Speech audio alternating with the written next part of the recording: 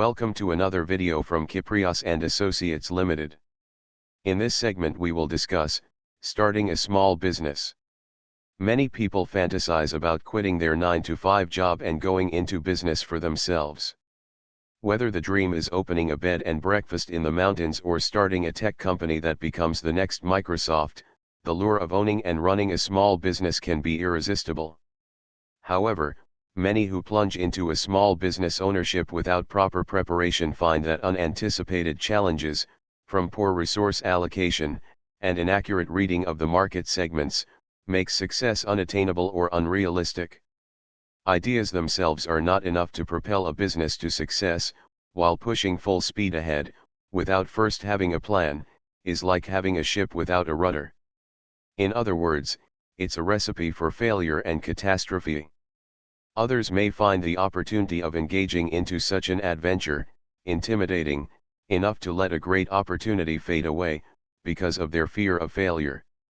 Regulations, government forms, employees, contracts, etc., await the aspiring small business owner, which may seem intimidating and insurmountable. Whether an individual is energized, ready to immediately put his or her new business idea to the test, or is more hesitant to implement a new idea, proper planning is paramount before engaging into a new business venture. Statistically, 5 out of 10 new businesses in Canada will fail within 2 years, and half of the remaining businesses will not survive for 5 years. A new business owner needs to do everything possible to put the odds of success in their favor.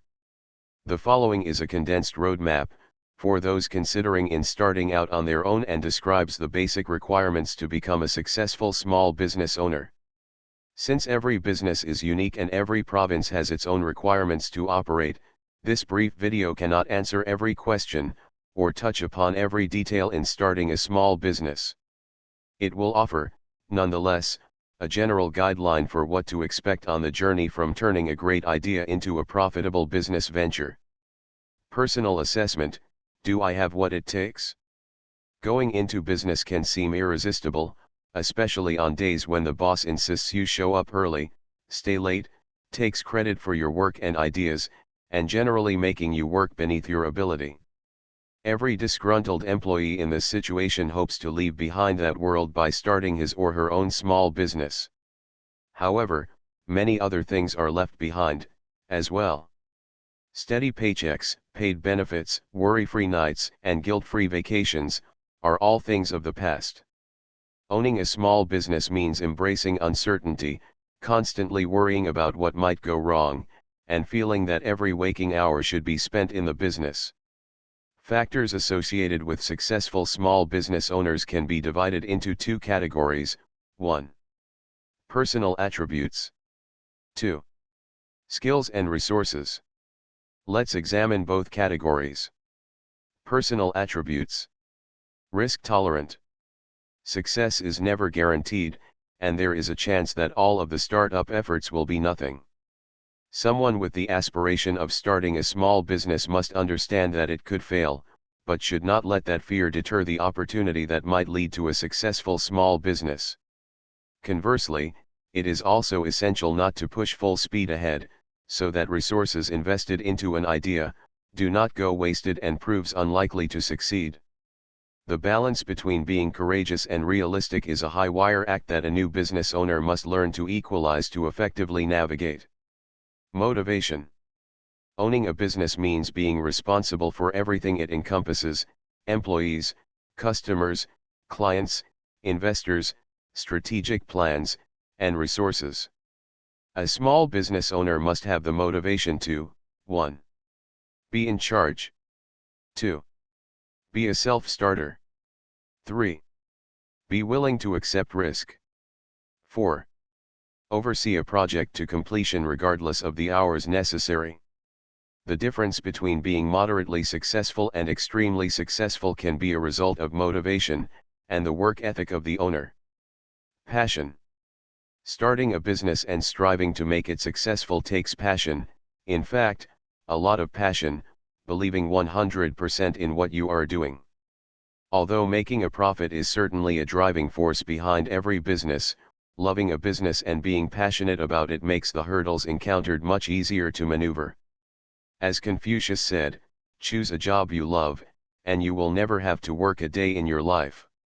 Tenacity: any business will have its ups and downs, particularly a startup business. The ability to persevere and not be discouraged, despite obstacles, can be indispensable when struggling with all the tasks that are encountered with a new business. Persistence and determination can be the difference between mere survival and success. Independence: when someone becomes a small business owner, the buck stops at the owner's desk. A successful small business owner must have the confidence to make difficult decisions, negotiate important contracts, and handle rejection with confidence. The small business owner is free of anyone else's control, meaning that all decisions rest with one person, the owner. When dealing with this reality, difficult decisions in most cases, the owner must go at it alone. Ethics: customers, employees, vendors, or investors all want to be treated in an ethical manner. A small business owner must gain the trust of everyone and act ethically in all situations. Once trust is lost, it is very difficult to restore. An unethical dollar made today can be extremely costly in the future. Employees take their cue from the owner. If an owner wants employees to act ethically with the company and with outsiders, then the example must be set at the top. Skills and resources. Experience: many times a small business owner has the technical knowledge or a love of a business, but lacks operational knowledge and experience to understand the necessities of running a profitable business. Although mowing lawns as a teenager, setting up a lemonade stand as a youngster, selling Girl Scout cookies, or peddling candy for a high school club is good experience, this alone does not qualify as significant business experience. Although it is not a prerequisite that anyone starting a new business have the exact same type of experience to run the business, business experience is an essential key skill that can propel the new business to success. If someone does not have relevant, or specialized experience, it can still be gained prior to starting a new business. The aspiring owner can work for a related business, take courses at a trade school or community college, join a professional organization in the same field, or find someone willing to be a mentor. Specialized skills/certifications. Some businesses require not only experience, but also specialized knowledge and training in addition to certifications and/or licenses. Obviously, without the proper credentials necessary for certain businesses, the new business will not be able to get started and attract customers and clients. Although only one certification might actually be necessary to start a business, related certifications can be highly beneficial. An example might be a CPA also having certifications in business valuations and fraud investigations, or a bookkeeper being a QuickBooks Pro advisor. Communication skills. The ability to communicate effectively about its products and services is critical to achieve success. A successful business owner does not have to be a great speaker or completely at ease in front of a crowd, but must be able to effectively communicate to prospective customers, clients, lenders, and other stakeholders about the benefits of the company's products or services, and how those products or services are different and better than the competition. An idea, a product, or a service may sound great in the owner's mind, but unless the company's story can be told in a way that is equally convincing to others, chances of success can be limited. Business assessment. Is my idea a good business opportunity? A new business is usually started as the result of the owner's idea and his or her passion about the idea. Although this first step is important, this in itself is not enough. The best roadmap for a small business to be successful is to find an underserved market, discover the needs of the underserved market, and then determine how those needs can best be satisfied with the product or service the new business has to offer. Obviously, a new business owner is not going to be able to provide innovative products and services all the time, but there must be a differentiation in the products and services that the new business will offer to be highly successful. Consider the following. 1. How is the product better? 2.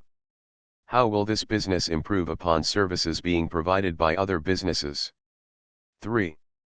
How is the owner's expertise better than that of a competitor? Similar questions like these need to be asked, and answered honestly. The business assessment is a two-step process consisting of market research and financial planning. Market research strategies. The first step to discover if a business plan is viable is to gather market research. It is essential to know as much as possible about the marketplace before investing your resources. Several different areas need to be researched, including industry. It is important to understand and discover what the environment is for the type of business one is interested in starting. Trends change, regulations can be enacted, or global competition can transform a domestic marketplace. Trade associations, governmental departments, chambers of commerce, and the internet are great sources for information. Market. Once the industry research has been completed, local market research where the business will operate is the next step.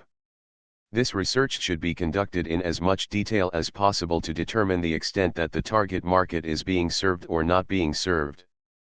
The market, of course, may be local, national, or global. The amount of research conducted will depend on the target market. Customers. Anyone contemplating starting a new business should have a preliminary idea for the types of buyers and how they may potentially be reached. Details and specifics of all potential buyers should surface during the industry and market research. Certainly, numerous questions must be asked and answered with sufficient confidence, such as, 1. Are there enough potential customers to sustain the business? 2. What is the potential customer base? 3. What is the competition? 4. How loyal are customers to the competition? Competition. Who is the competition? Are they direct competitors or indirect competitors? Competitors are not always direct competitors in the usual sense. A tea cafe might be an indirect competitor of a coffee shop. A CPA preparing monthly financial statements for a client might be an indirect competitor of a bookkeeper, but a direct competitor of another CPA doing the same type work. Rental cars might even be competition for short-term airline flights. Competition must be known so the business owner understands how to differentiate the company's products and services, and how to best market what it is trying to sell.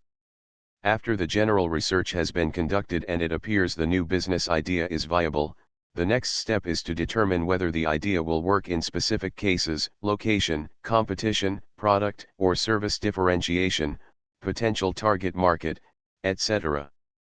During this preliminary stage, it is wise to communicate with potential customers and clients to get their unbiased opinion. This could be a one-on-one conversation, surveys, or group meetings, also known as focus groups. The idea is to determine: 1. Does the need exist? 2. What do customers and clients want? 3. Does the product or service meet the needs of the customer? 4. Is the price acceptable? The competition also needs to be researched and studied. 1. How do potential competitors conduct their business? 2. Visit potential competitors and view their operations, if possible. 3. Review potential competitor websites. 4. Talk to potential competitors' customers and clients, if possible. 5. Read reviews about potential competitors. 6. What seems to be working for potential competitors? 7.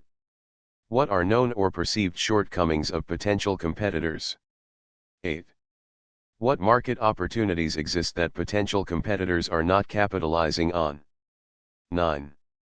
Consider asking similar businesses, who are not likely to be potential competitors, for advice, as well as those who have exited the industry and may have specific knowledge of the area and customer base to share. Financial analysis. The second step in the business assessment process is to analyze the amount of startup capital needed, and how it will be obtained. This can be owner-financed, lender-financed, investors, or a combination thereof. Although the amount of money needed may be intimidating, financing must be given maximum consideration, as it is one of the most critical areas when starting a new business. It cannot be stressed enough. Accurate financial information must be known: how much is needed for startup costs and working capital needs, and where it will be obtained, before any attempt is made to actually start the operation. Categories to focus on include: facilities. Whether the business requires a retail, office, or warehouse location, the costs to rent or purchase must be determined. This will include upfront costs for deposits, leaseholder improvements, in addition to monthly lease or debt servicing. Actual facility costs, such as expenses for utilities, insurance, repairs, and taxes, must also be considered. Equipment. These expenses list will consist of furniture, fixtures, office, and other equipment necessary to start the business. Another list should be prepared for those items which are not essential in getting the business started, but a priority after the business becomes cash flow positive. Some equipment items may be leased, while others might have to be purchased outright. Special leasing or financing arrangements should always be investigated to help eliminate the cash drain when starting. Inventory, materials, and supplies. All businesses need a starting amount of inventory, materials, and supplies depending on the business. Payment terms should be discussed with suppliers to determine the amount of startup cash needed for this category. While immediate payment will need to be made for some items, others might have deferred payment options. Marketing costs. Marketing is essential to any new business and can be a major cash outflow item. Simply opening a store, office, warehouse, or virtual business is not enough to attract customers or clients. Many times marketing is incorrectly viewed as an expense rather than as an essential operational investment. When a company neglects active marketing or underfunds the marketing efforts, customer demands, and the possibility for growth can negatively affect the new business. Conversely, when marketing is adequately funded and effective, sales and demands rise, creating a return on the marketing investment, which generates greater growth and higher profitability. The industry, business size, target market, and location are some of the variables that must be considered when developing a marketing budget. Startup companies and product launches will normally take more of a marketing investment than mature companies or established products that are branded, to sustain projected growth. A good starting point in preparing a marketing budget is to research industry data and averages. Other operating costs. There are many other operating costs when starting a business other than those listed above. There can be professional fees, permits, licenses, insurance, utilities, phones, internet service, dues, subscriptions, office supplies, wages, taxes, vehicle expense, contract labor, outsourcing expenses, interest, credit card processing fees, legal fees, meals, travel, entertainment, repairs, training, and other miscellaneous expenses. All costs must be considered when preparing budget and financial models. Costs that may seem insignificant by themselves can become substantial when added together with other costs. Personal finances. Why are personal finances being discussed when reviewing finances for a new business? This is one area that many new business owners overlook when preparing cash requirements. If an owner is planning to live off the new business immediately, take a salary or draw, depending on the type of business organization, then this amount of cash must be considered when estimating the financial needs of the business. It is difficult to cash flow a new business during the initial stage of operations. Hence, the personal needs of the owner must be taken into consideration. Reserves. Unanticipated expenses are inevitable and will certainly materialize when starting a new business, or revenues will not be generated as fast as estimated. In expectation of either event, a new business must be prepared to have emergency funds available, in the event that this occurs. A new business cannot afford to get a reputation as a slow payer. Sufficient reserves must be established to pay vendors, employees, lease payments, etc. on time. Investors. Do I need them? Investors have one objective in mind when participating in the capitalization of a new business. Simply put, they seek a return on their investment. With this universal profit objective, there are a number of items that are commonly requested before any investment is made. Most investors, in addition to learning the details of the business idea, will want to review detailed pro forma financial statements, prepared in advance, so they understand, 1. The cash needs of the business. 2. Where and how investments will be used. 3. When the company will reach a break-even point. 4. When the company is expected to be profitable. 5. What type of return on their investment can be expected. 6. When a return on their investment will be realized. Once a detailed financial analysis has been completed, it is time to determine the various sources of the required funding. There are basically two ways to finance a business: equity financing or debt financing. Equity financing is an investment from the owner or outside investors. Debt financing is when the business borrows money and creates a debt. Within each category there are numerous options, each of which may be suitable in certain situations depending on the financial resources of the owner, and the particular business, and how it is structured. Equity financing. Individual contribution is ideal. If a small business owner is in a position to fund a new business effort significantly through personal capital, then the individual retains complete control and direction of the future of the business.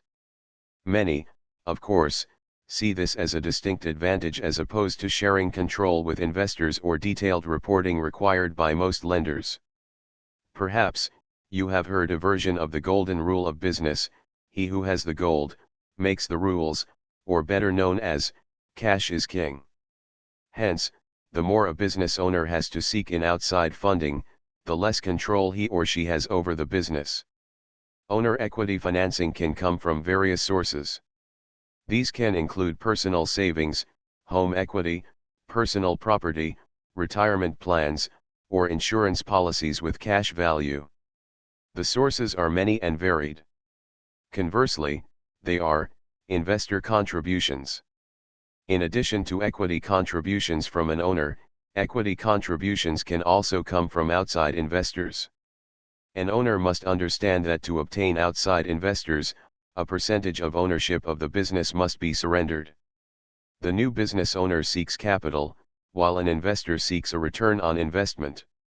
The amount of ownership relinquished in exchange for investor financing depends on a number of factors, such as the amount of the investment, expected financial performance of the company, equity contributed by the owner, industry, risk, and use of the investor proceeds. These must all be explored in detail, along with other factors affecting ownership percentage and the expected return on investment. Debt financing. There are numerous sources of debt financing. All should be investigated when a new business needs startup and working capital. Available financing will depend on the business structure, collateral available, personal credit history of the owner, and amount of equity being contributed by the owner. Sources of debt financing might come from: 1. Friends and family. 2. Commercial banks. 3. Receivables. 4. Vendors. 5. Leasing. 6. Credit cards. 7. Small Business Administration, SBA, or other government programs. The terms of debt financing, as with equity financing, will vary, based on amounts being borrowed, length of borrowing time, and other deemed risk factors from the lender's point of view. The business plan. Whether a small business owner self-finances the new venture, seeks potential investors, or tries to obtain debt financing, a solid business plan is essential and critical. It is not enough to have a mental picture of the plan. It should be in writing and can serve several purposes. If the owner is trying to attract investors or obtain financing, a well-developed business plan is essential to show how the company will operate, evolve, and grow. Even if the business will be owner-financed, a business plan can and should be a work in progress, updated as the company goes from one business stage to the next. A written business plan can serve as a double check to ensure the business idea is valid and workable, both in the short and long-term projections. One of the main benefits of a business plan is that it gives the owner, investors and lenders, a realistic, objective look at how the business will operate, combining the research and financial analysis. Once the business is operational, a well-written business plan can keep all aspects of the business on track and headed in the intended direction. It can be easy to make decisions early in a new business operation that runs contrary to the initial vision, in hopes of increasing short-term revenue, or reduce initial start-up expenses. Sometimes these early decisions are correct operational decisions, while at other times they can have a negative effect that runs contrary to the original business idea and plan. Frequently, referring back to the business plan can keep decision makers focused on the intended goals. A business plan needs to be informative with goals that are achievable, quantifiable, and realistic. It is a business communication tool and blueprint for the future. Although there are no perfect templates in writing a business plan, the most important element in the preparation is to make certain that important factors of the business are covered. It should be professional in appearance. If you require a business plan outline, please contact Kyprios and Associates Limited. Types of business organization. There are a number of different forms of business organizations, and the type of structure will depend on a number of factors including tax, liability, complexity, control, and cost of formation considerations. Anyone seeking to start a business should consult with a professional advisor prior to the start of any organizational work or operations regarding the best type of business structure for the particular business. The usual types of business organizations are: 1. Sole proprietorship. 2. General partnership. 3. Limited partnership. 4. Corporation. 5. Limited liability company, LLC. There are advantages and disadvantages of each type of business organization and various liabilities attached to each. Another reason why competent, professional advice is needed to determine the correct business structure for a new venture. A very brief description of each is: sole proprietorship. A sole proprietorship is a one-owner company and the simplest form of business ownership to create. The sole proprietor owns 100% of the company including its liabilities, and has full control of the business. General partnership. A general partnership is an association of two or more individuals who own the business including the liabilities. Limited partnership.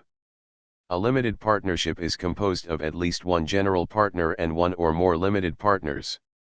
Corporation. A corporation is an entity, which means the corporation is a separate legal entity with limited liabilities to creditors. Simply put, personal assets are protected from the corporation's creditors.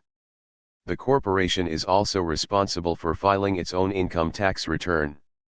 Taking care of the basics. In addition to what has already been discussed, there are a number of other decisions that must be made prior to the launch of a new business. A prudent start. Everyone starting a new business has big dreams.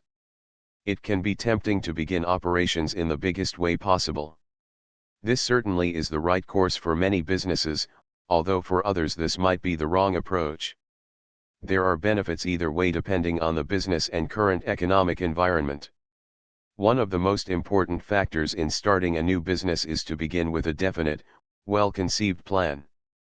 This might mean starting on a small scale to preserve critical finances and keep the owner from being spread too thin, at a time that can be stressful and chaotic. Starting slow can also keep mistakes from becoming catastrophic and allow for the best practices to be determined before a full-scale launch.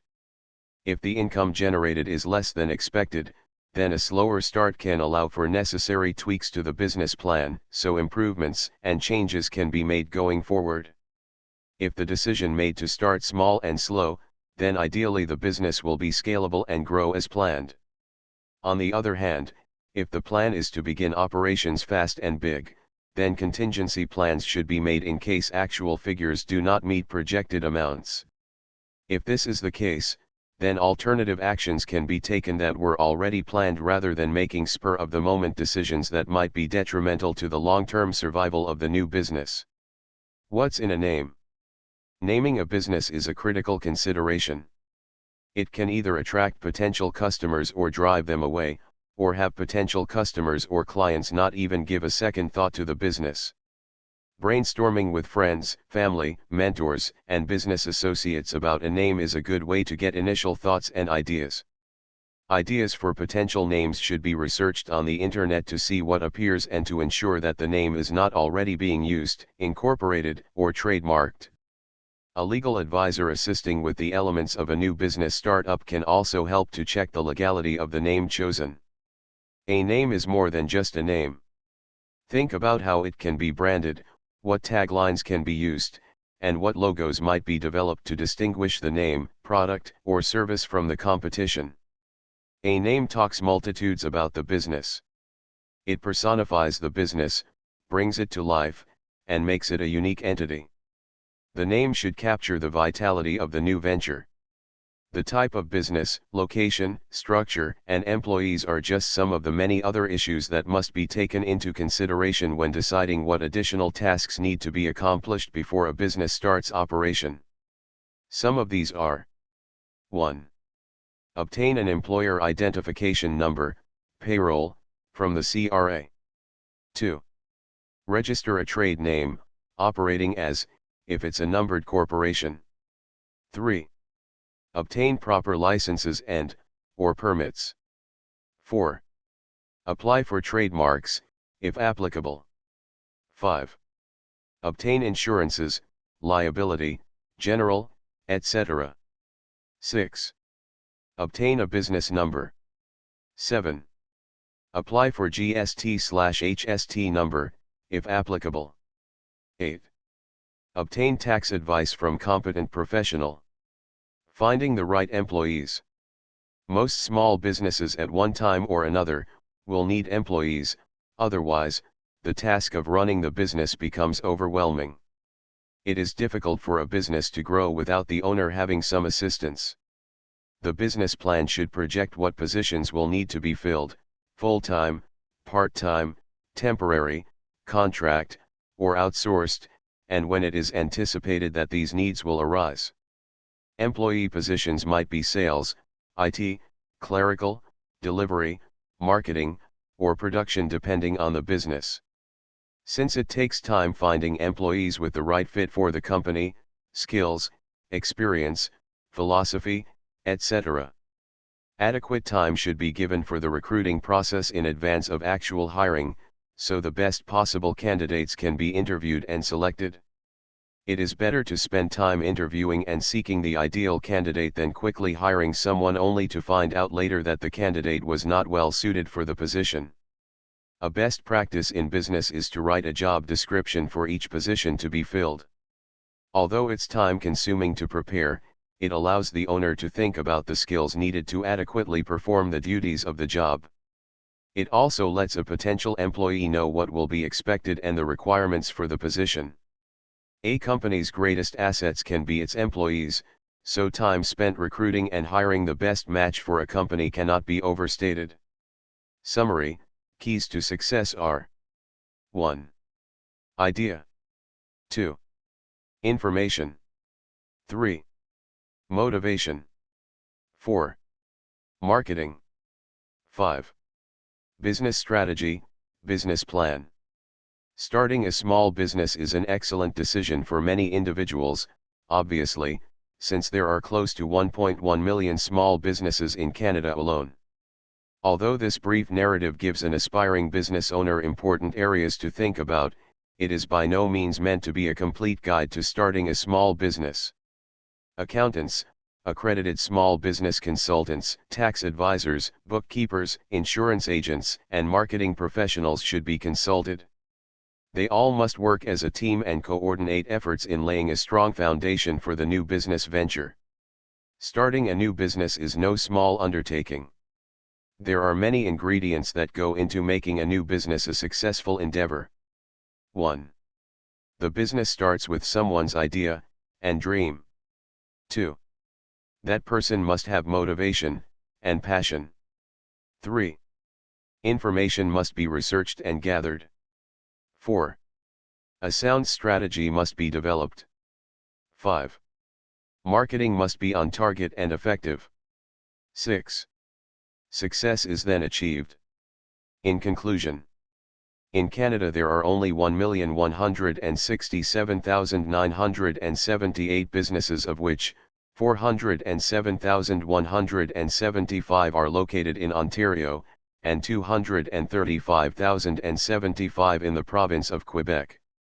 This makes up 55% of the country's business sector. Small businesses are the backbone of the Canadian economy, and if the small business sector in Canada collapses, so does our economy. Interestingly, small businesses in Canada make up 97.9% of the business sector, which is precisely why small business consultants are required. According to Canada Business, about 50% of all new small businesses won't make it to their 5th year. Statistics Canada further shows us that 75% of all business that fail, do so as a result of, and for the most part, due to mismanagement coupled with a lack of experience. 10 reasons why you may need a business consultant. 1. To provide a shortcut to know-how, knowledge and information that does not exist in the organization. 2. To provide professional services that doesn't exist in the organization, or that is needed for a specified period. 3. To provide solutions to specific challenges and situations. 4. To validate ideas that have already been created in the organization. 5. To analyze and diagnose company inefficiencies. 6. To facilitate the search for ideas and solutions with existing team members. 7. To facilitate, create, and implement methodologies and systems that enhance efficiency and organization. 8. To bring in an experienced and qualified outside consultant to evaluate. 9. To present, teach or implement new business ideas and procedures. 10. To create efficiency, so the business can run effectively. Kyprios and Associates Limited introduces business solutions that help small businesses grow, to become more productive and improve their management capabilities, which are delivered through proven tools, methodologies, and experience. After completing a meticulous and rigorous training program to successfully pass a complex exam, our goal is to meet the unique needs of each client, to protect the backbone of our economy. For more information, contact Kyprios and Associates Limited. Engaged in the general practice of accountancy since 1987.